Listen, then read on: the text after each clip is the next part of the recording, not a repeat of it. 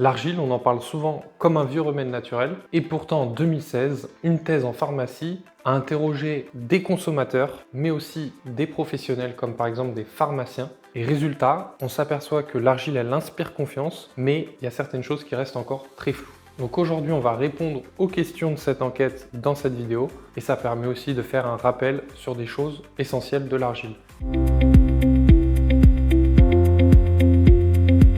La première chose qui est marquante, c'est que sur les 63 consommateurs qui ont été interrogés, entre eux, la variété montmorillonite, illite ou kaolin, il y en avait 44 qui ne savent pas quelle variété ils utilisent. C'est un peu comme si on parle du bois, on va avoir le chêne, le pin ou encore l'olivier. C'est du bois, mais pourtant c'est pas exactement la même chose. Donc ici c'est simple, l'Illite, c'est la variété qu'on a découverte aux États-Unis dans l'Illinois. C'est une variété qui est très absorbante, donc quand l'articulation est gonflée, ça va être intéressant, comme après un œdème par exemple. Et en beauté aussi, souvent ça va absorber les excès de sébum ou toute autre forme d'impureté, donc on l'utilise beaucoup en beauté. Le kaolin, lui, c'est une argile blanche. En Bretagne, on en retrouve, mais elle tient son nom donc de la ville en Chine où elle a été découverte qui s'appelle Kaoling. C'est une argile qui est très riche en alumine, donc très cicatrisante. Quand vous vous coupez, par exemple, on saupoudre la blessure ou quelques semaines après une opération, on peut faire des cataplasmes de kaolin, c'est très doux et ça va aider à cicatriser la plaie. Et pour finir donc, la montmorillonite, donc elle est découverte en France, dans la ville de Montmorillon, dans la Vienne. C'est un gisement aujourd'hui qui est inexploitable puisqu'on l'a trop exploité. Mais par contre, on en retrouve vraiment dans le sud, le Mont Ventoux ou encore comme en Théos par exemple en Sardaigne. À ce niveau-là, vous pouvez télécharger notre guide gratuit Se soigner naturellement avec l'argile verte. Dedans, on vous fait un rappel des différentes variétés d'argile.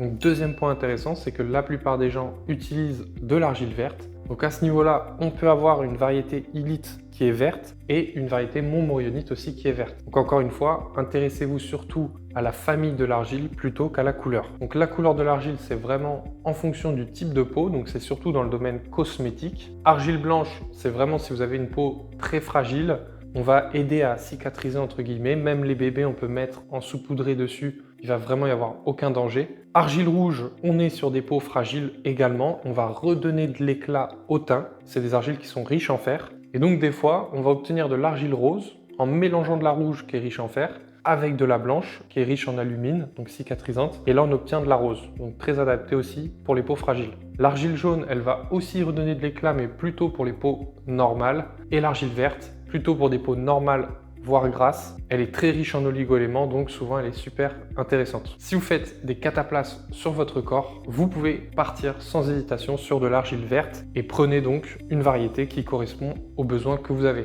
Troisième chose dans les questions sur les consommateurs, on leur demande s'ils utilisent l'argile en poudre, en masque, prête à l'emploi, en cataplasme, en complément alimentaire. On s'aperçoit qu'il y a un usage qui est assez varié. Donc à ce niveau-là, en poudre, il ne faut pas confondre avec l'argile en cailloux, qu'on appelle souvent concassée, puisque l'argile concassée, déjà, elle n'a pas besoin d'être aussi séchée pour être obtenue donc, sous forme de poudre. Donc déjà, souvent, elle coûte moins cher pour cette raison. Et la deuxième raison pour laquelle elle est moins chère, c'est que vous avez plus de sable, de dolomie ou de quartz, donc vous avez moins d'argile. Par exemple, dans une argile concassée, souvent, vous avez autour de 35 à 36% de minéraux argileux, donc de la montmorillonite, kaolin ou de l'illite, alors qu'en poudre, vous êtes souvent autour de 82, 86, 87% d'argile. Donc vous avez beaucoup plus d'activité avec une argile en poudre. Pour ce qui est des bandes, souvent c'est quand même relativement fin. Pour des petites articulations, ça peut aller. Mais par contre, pour tout ce qui va être des cataplasmes, vraiment pour du confort articulaire sur des genoux, sur des coudes ou sur des épaules, souvent il va falloir quand même avoir une couche épaisse d'argile, au moins 1 cm à 2 cm.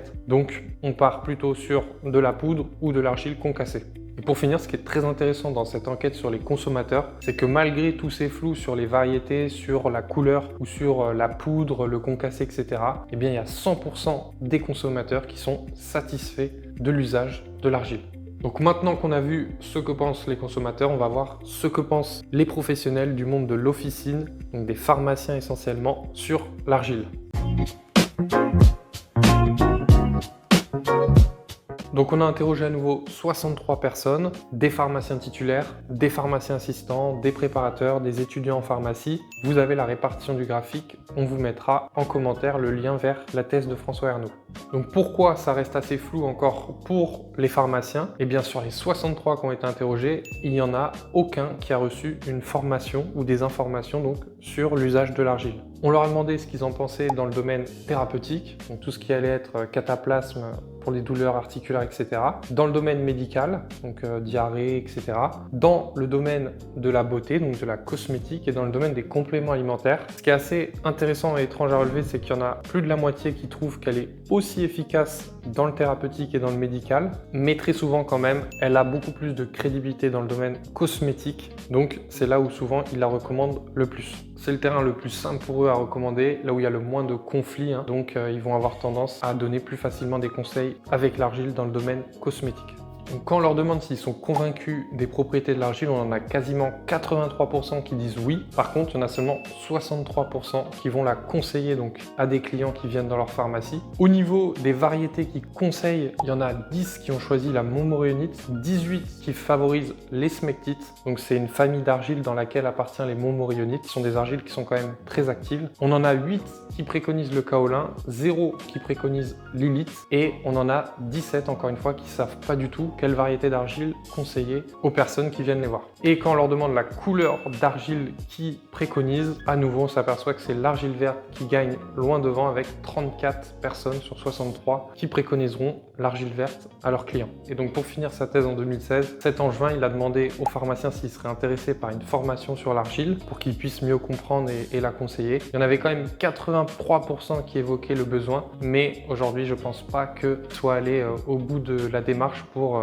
proposer des formations sur l'argile auprès des pharmaciens. Donc on en revient à ce qu'on disait au départ, l'argile elle a quand même une certaine confiance de la part des gens, mais on en reste un petit peu avec des flous sur cette roche, malgré le fait qu'elle a été très utilisée dans l'histoire, chez les Grecs, chez les Égyptiens, même au Moyen-Âge. Tout ça, on vous le rappelle dans le guide Antheos, disponible donc en commentaire. Donc si vous souhaitez découvrir Antheos, notre variété c'est donc une montmorillonite, 82%, vous avez 10% environ d'ilite et vous avez 10% de kaolin. Elle vient tout droit d'un climat chaud de la Sardaigne où il y a peu de pollution, ça c'est important aussi pour avoir une argile de qualité, et elle est réceptionnée donc à côté de l'île, dans le nord, à Croix plus exactement, où elle est mise en sachet et en colis donc par des personnes en situation de handicap. C'est un ESAT et ça aide à l'économie sociale et solidaire. En ce moment, vous avez une offre spéciale qui prendra fin à la fin du mois et il y aura une toute nouvelle offre pour vous courant mai. Si vous souhaitez approfondir le sujet, vous pouvez aussi regarder l'interview qui a été faite, qui dure 35 minutes où vraiment on aborde beaucoup de choses sur l'argile,